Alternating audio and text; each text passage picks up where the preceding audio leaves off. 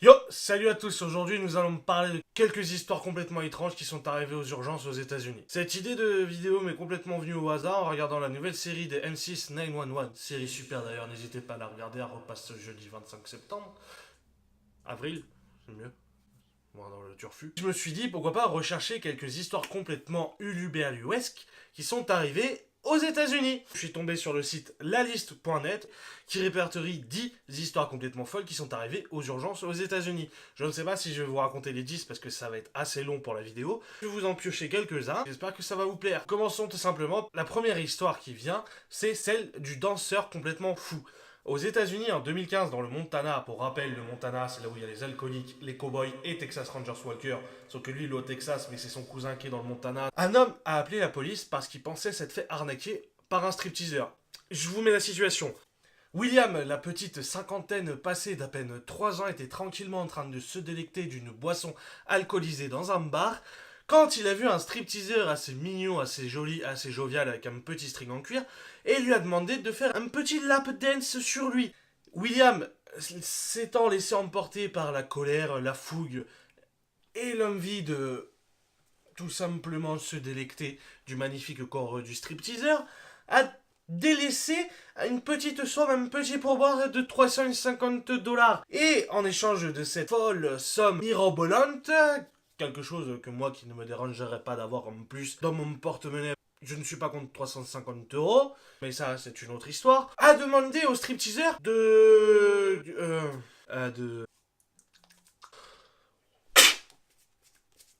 pratiquer le coït avec lui, chose auquel ce stripteaseur, professionnellement parlant, ne pouvait pas le faire, a dit non. Sur ce, William s'est énervé, s'est fait expulser du bar et a décidé d'appeler la police. Il a expliqué aux policiers arrivés sur place: écoutez, messieurs les agents, j'ai déboursé 350 $ pour un striptease, sauf que moi je voulais plus et je voulais qu'il couche avec moi, sauf qu'il n'a pas voulu.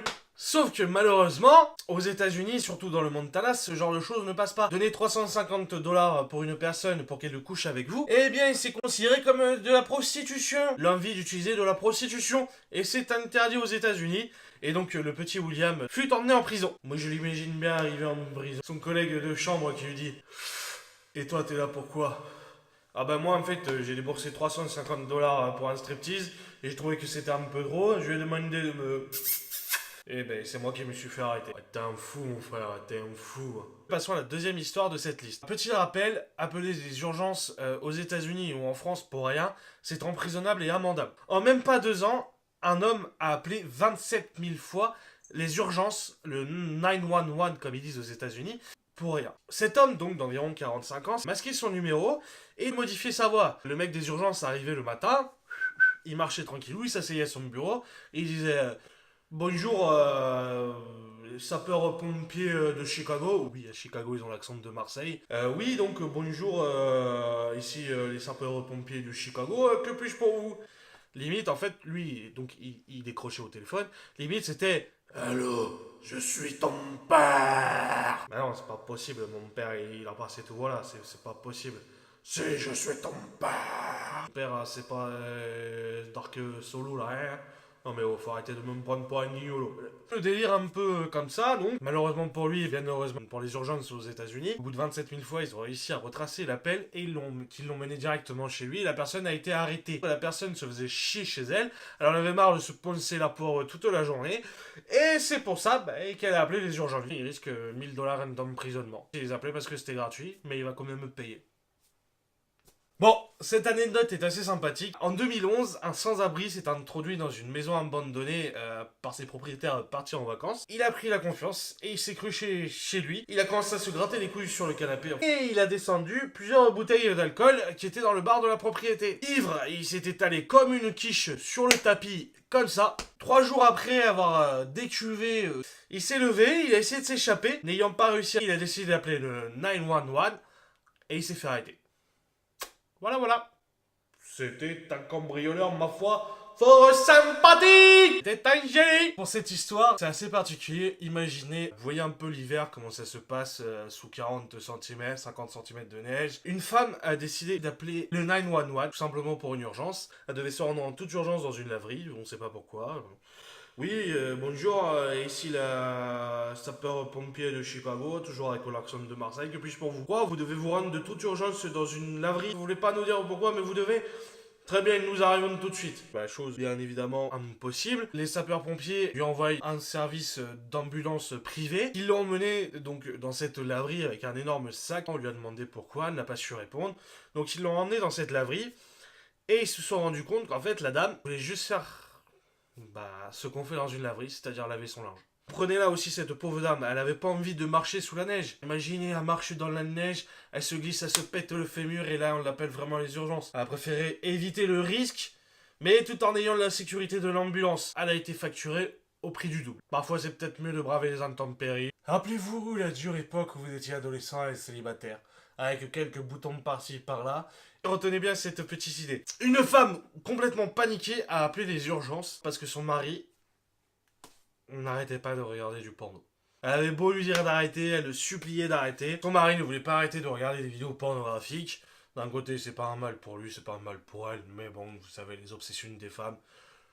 Je vais me faire tacler. Elle call le 911, comme diraient les anglais saxons, machin chouette, en leur expliquant que son mari ne voulait pas arrêter de regarder des vidéos pornographiques.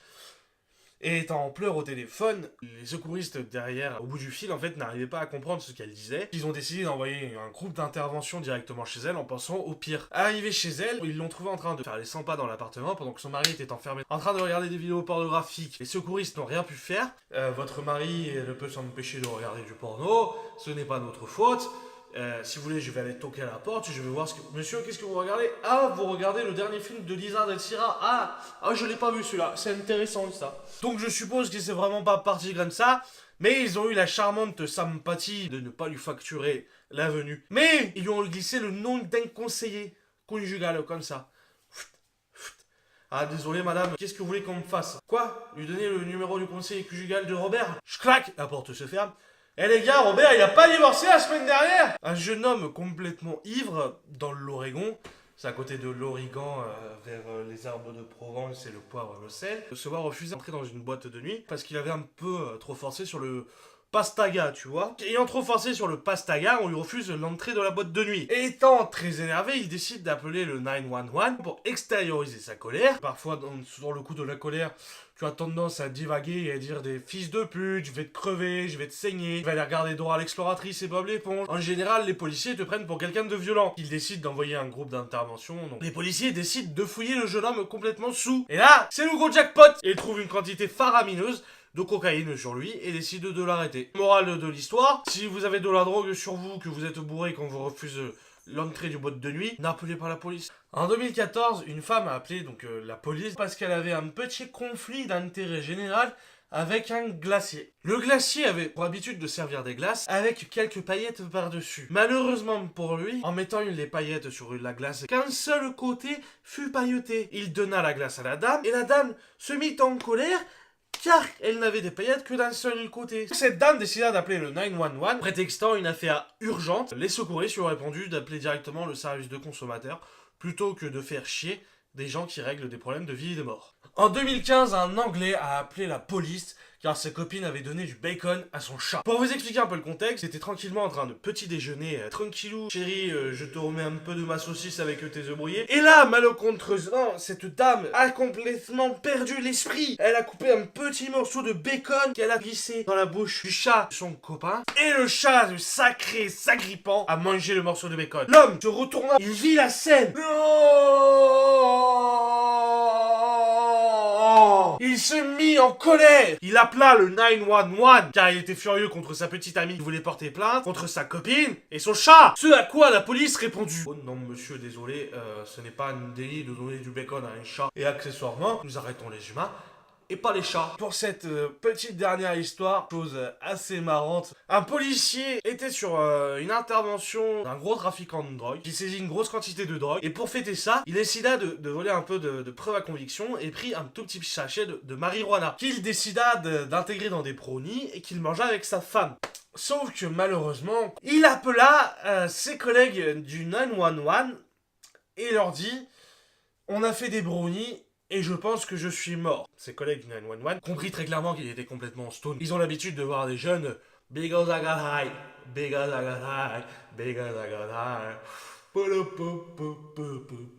L'officier de police échappa à des poursuites grâce à son service irréprochable, mais a dû malencontreusement démissionner de la police. Voilà, cette vidéo est maintenant terminée, j'espère qu'elle vous aura plu, j'espère que vous aurez bien rigolé, j'espère que vous serez bien abonné, bien partagé la vidéo et bien mis le pouce en l'air, n'hésitez pas à commenter si vous avez d'autres sujets de vidéos à me donner. Je vous dis à très bientôt pour une prochaine vidéo, allez, peace.